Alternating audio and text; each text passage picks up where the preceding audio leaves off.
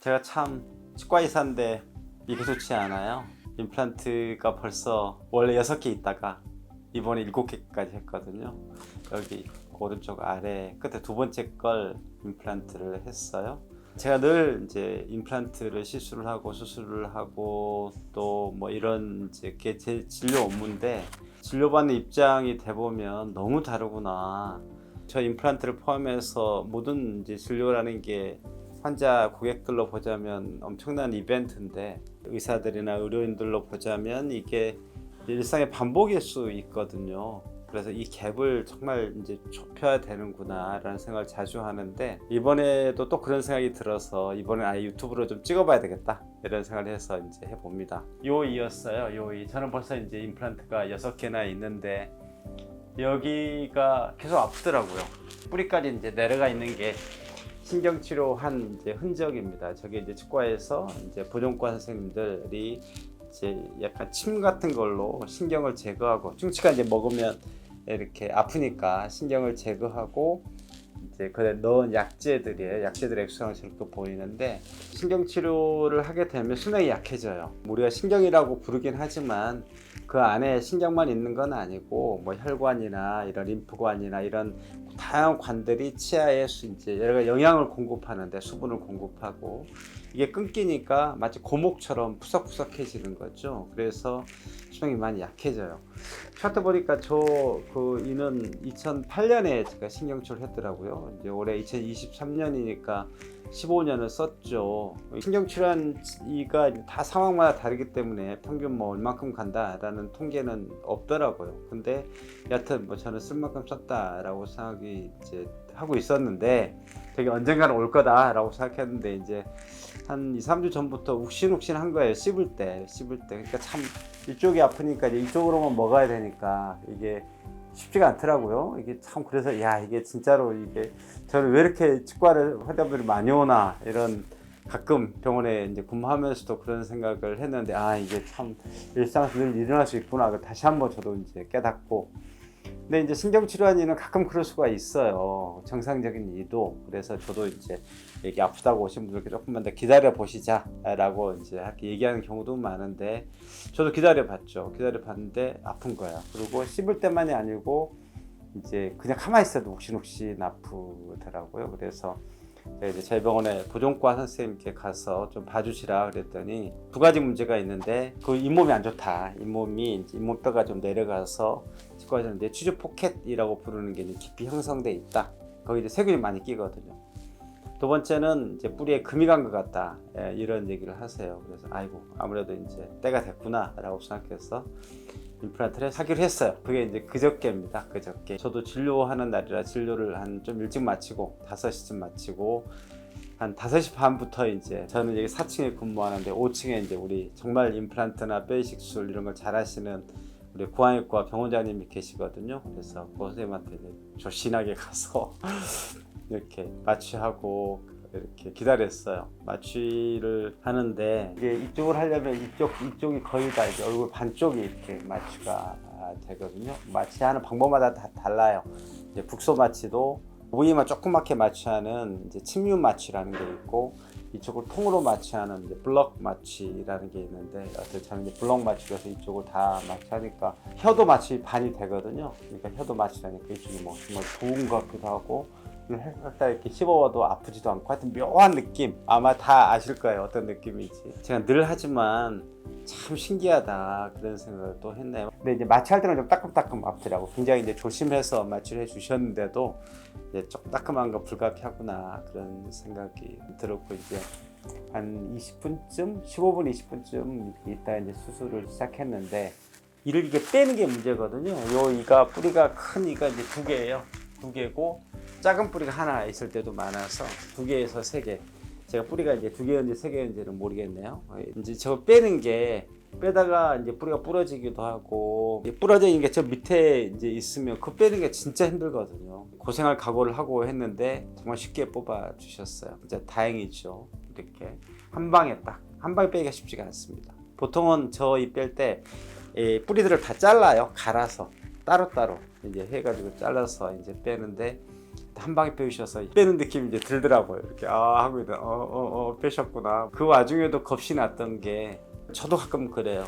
조심하려고 해도 기부가 탁 튀어서 이렇게 입안에 딴 데를 치거나 이럴 수가 있거든요. 근데 이제 그것도 정말 조심해서 이렇게 해주셔가지고 이제 안 아프게 뺐어요.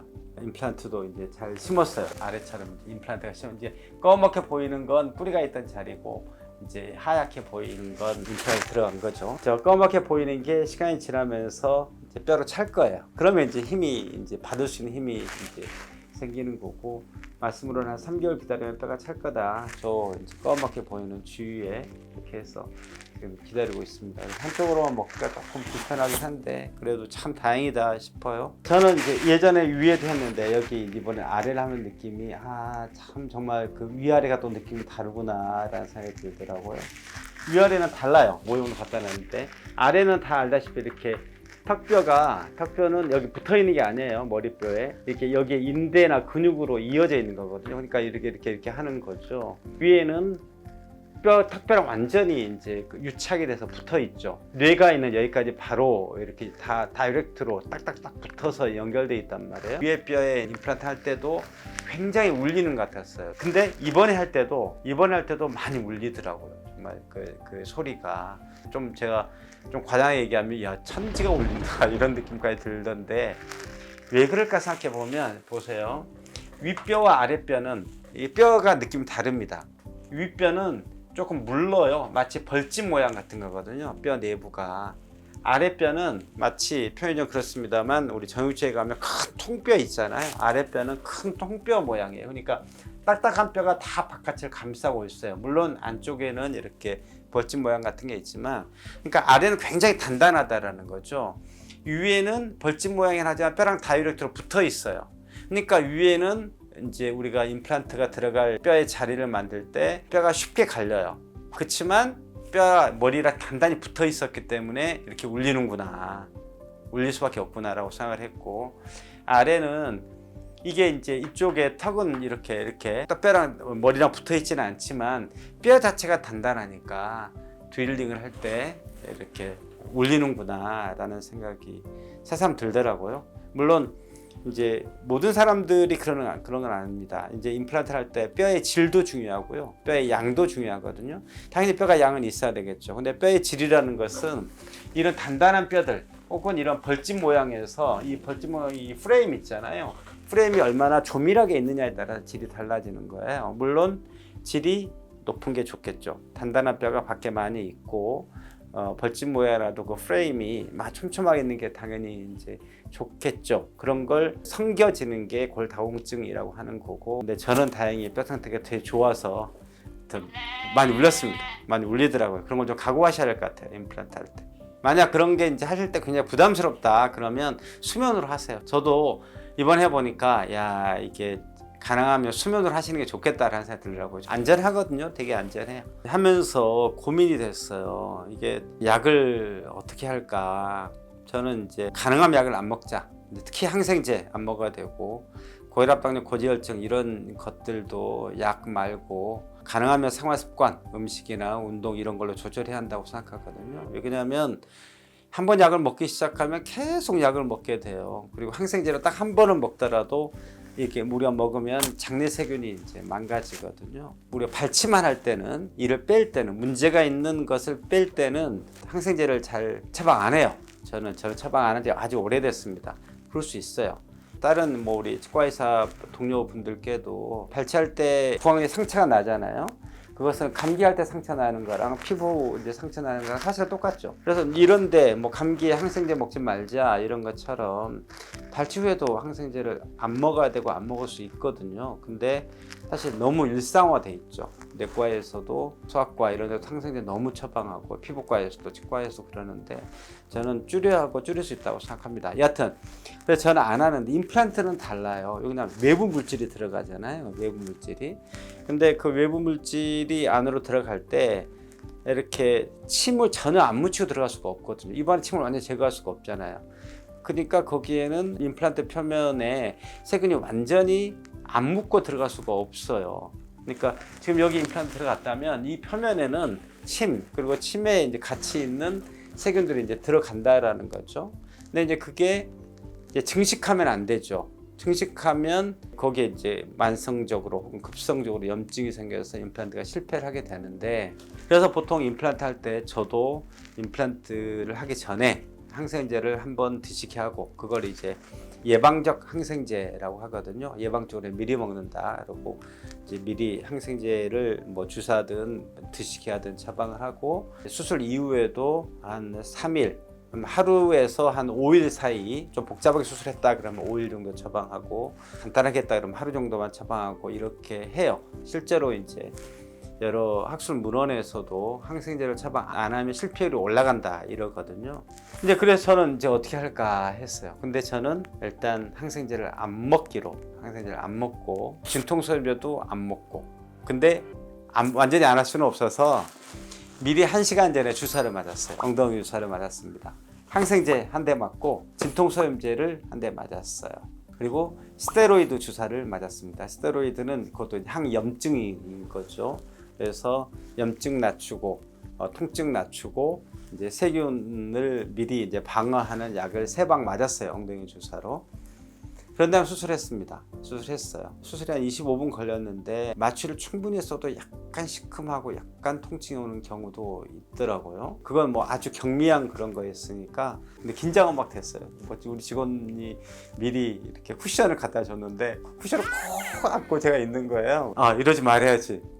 그리고 풀어도 또 이렇게 힘이 가고, 그래서 이게 술자 입장에서도 진짜 이렇게 정말 환자분들 잘 이렇게 챙겨야 되겠다, 뭐 그런 생각을 다시 하면서 저도 뭐 이렇게 했는데, 끝나고 나서 이제 집에 갔어요. 그 끝나니까 이제 한 6시 10분 정도. 저는 이제 집이 여기 공원길 따라가면 한 20분, 자전거 타고 가면 한 10분 정도 걸리고요. 공유 자전거 타고 이제 막 갔어요. 근데 이제 집에 가서 보니까 진통제를 이미 맞았기 때문에 통증은 사실 거의 안 왔어요. 이게 이제 설사 그 세균이 지금 여기서 증식하고 있더라도 바로 이렇게 통증을 만들거나 그렇지는 않을 수 있거든요. 급성으로 나타날 수 있지만 어쨌든 현재로서는 통증이 전혀 없어요. 자는 동안에는 통증이 가끔 오더라고요. 그래서 뭐 진통제를 먹을까 말까 했는데 안 먹고 잤어요. 안 먹고 잤고, 어제는 진료가 없어서 좀 쉬면서 이렇게 가벼운 운동도 했어요. 가벼운 운동 하는데 조금 운동의 강도가 올라가니까 얘가 옥신옥신 하려고 그러더라고요. 그러니까 이제 운동하니까 혈관이 확장되니까 뭐 그런 느낌이 왔겠죠. 그래서 운동 중단하고 좀 쉬고 뭐 이랬고, 오늘 아침에 깼는데 지금 현재까지는 전혀 문제가 없어요. 약간 누르면 약간 아픈 정도고요. 그래서 참 다행입니다. 앞으로 3, 4개월 기다려야 될 것 같아요. 3, 4개월 기다릴 건데 결과는 궁금해요. 근데 문제는 없을 거라고 생각합니다. 문제는 없을 거라고 생각하고, 결과 나오면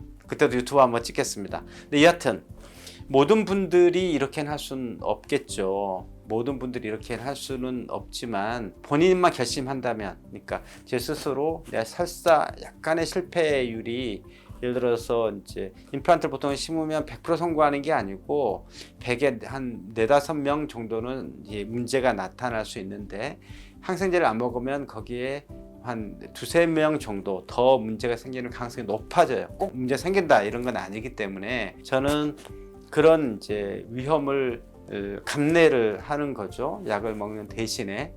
그리고 뭐 평소에 저는 이제 몸 상태가 좋다고 생각하고, 가벼운 잇몸병이나 뿌리가 부러져 있기는 했지만 아주 이제 감염이 심각한 상태가 아니었기 때문에